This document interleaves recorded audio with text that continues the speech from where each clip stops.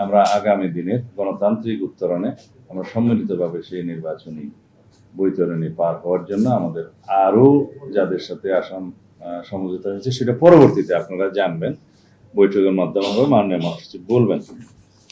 আমরা আমাদের নীতি হিসেবে আগেই সংস্কার কমিশনের সাথে কাজ করার সময় এবং জাতীয় ঐক্যমত্য কমিশনের সাথে আলাপ আলোচনার সময় আপনারা যেটা জানতে পেরেছেন যে আমরা সংবিধানের প্রস্তাবনায় মহান আল্লাহর উপর আস্থা এবং বিশ্বাস পুনঃস্থাপন করব, যেটা শহীদ রাষ্ট্রপতি জিয়াউর রহমান পঞ্চম সংশোধনের মাধ্যমে অন্তর্ভুক্ত করেছিলেন, এবং কোরআন সুন্নাহ বিরোধী কোনো আইন আমরা করব না, সেটা আমরা অনেক আগেই ঘোষণা দিয়েছি।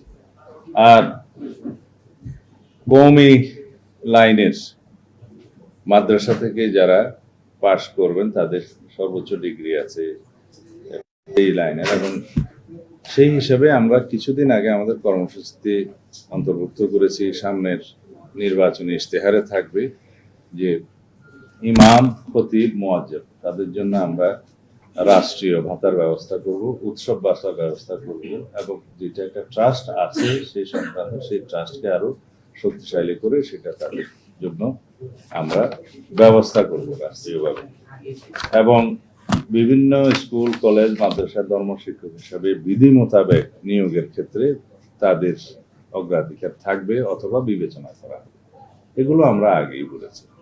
বাকি সমস্ত আলাপ আলোচনা আপনারা জানেন, সেটা দীর্ঘ হবে, সেটা আমি এখানে উল্লেখ করতে চাই না। আমার মনে হয় জমিয়তুল উলামা ইসলামের পক্ষ থেকে সম্মানিত আমির মাওলানা ওবায়দুল্লাহ ফারুক প্রথমে যদি আপনি সংক্ষিপ্ত বক্তব্য দেন, তারপরে আমাদের মাননীয় মহাসচিব এটা ঘোষণা করবেন। ধন্যবাদ।